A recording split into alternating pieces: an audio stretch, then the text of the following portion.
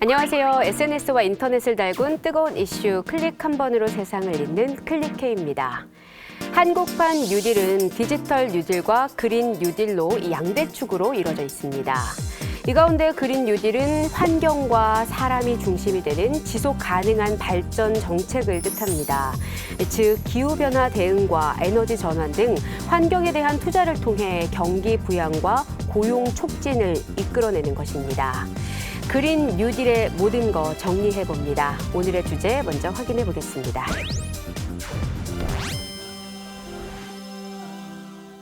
네, 러시아 극동의 한 마을, 곰이 먹이를 찾지 못하자 인근 마을까지 얼음을 타고 떠내려왔습니다. 배고픈 곰들이 쓰레기 더미를 뒤지고 도로를 지나가는 모습도 심심찮게 목격됩니다. 기후온난화로 북극곰의 삶의 터전과 생존이 위협받고 있습니다. 환경론자들은 기후변화가 이대로 계속되면 80년 후에는 지구온도가 5도 상승하고 2100년에는 북극곰이 모두 사라질 것이란 우려 섞인 전망도 내놓고 있습니다. 과연 북극곰만의 문제일까요? 요즘 코로나19를 계기로 기후변화 대응과 저탄소 사회 전환의 중요성이 부각되고 있는데요. 삶의 질, 생존, 그리고 국가의 산업 경쟁력을 잃지 않기 위해서도 그린 뉴딜은 꼭 필요한 것이죠. 급격한 산업화로 인해 화석 연료 사용이 급증하면서 탄소 배출량이 높아집니다. 이로 인한 심각한 대기 오염은 환경 문제를 일으키고 그야말로 녹색 지구가 회색화됐습니다. 그래서 지금 세계는 화석 연료, 탄소 경제, 회색 사회를 녹색 사회로 바꾸자며 넷 제로를 선언했고요. 탈탄소 경제로의 패러다임 전환이 필요하다는 목소리를 높이고 있습니다. 우리나라는 2015년 파리 기후협약에 따라 2030년까지 건물 부문에서 6,450만 톤의 온실가스를 감축해야 하는데 이 중 기존 건물에서 960만 톤의 감축이 필요한 상황입니다.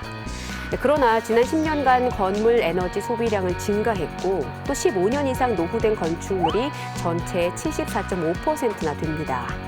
그래서 정부는 그린 뉴딜 첫 번째 과제로 민간 건물의 에너지 효율 향상을 유도하기 위해 공공 건물부터 그린 리모델링을 시작합니다. 공공임대주택, 어린이집, 보건소와 의료시설에 태양광을 설치하고요. 친환경 고성능 단열재로 교체하는데 매년 이렇게 1000동을 리모델링하면 연간 6만 톤의 온실가스 감축과 160억 원의 에너지 비용 절감이 예상된다고 하네요. 이 외에도 우리나라는 신재생에너지 확산과 다각화로 저탄소, 친환경 그린에너지 국가로의 도약을 기획하고 있습니다. 해상풍력이 시작 단계인 지금 경쟁력을 먼저 확보하는 것이 중요합니다. 우리의 강점과 가능성을 중심으로 과감히 투자해 나가야 합니다. 세계 시장의 주도권을 잡기까지 우리가 가야 할 길이 먼 것은 사실입니다. 그러나 불가능한 일도 아닙니다. 정부의 목표는 명확합니다. 삼면이 바다인 우리의 지리적 이점을 활용해 2030년 세계 5대 해상풍력 강국으로 도약하는 것입니다. 2028년까지 14조를 투입해 2.4기가와트급 전북 서남권 풍력단지가 준공되면 224만 가구의 전력을 공급하는 것이 가능해지는데요. 이 풍력단지가 그린 뉴딜 정책을 견인할 것으로 기대를 모으고 있습니다. 정부는 전기, 수소 중심의 그린 모빌리티 확대로 오염물질 감축과 함께 미래 시장도 선도할 계획입니다. 친환경 수송 분야에서 2025년까지 승용, 화물, 버스 등 수소차 20만 대를 보급하고요. 충정소는 450개소를 설치합니다. 전기차는 113만 대, 전기차 급속 충전기는 15,000대, 완속 충전기는 3만 대 보급이 목표라고 하네요.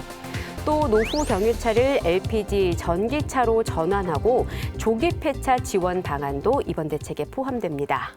여기서 잠깐, 그렇다면 다른 나라들은 기후변화와 저탄소 경제사회로의 이행을 위해 무엇을 하고 있을까요?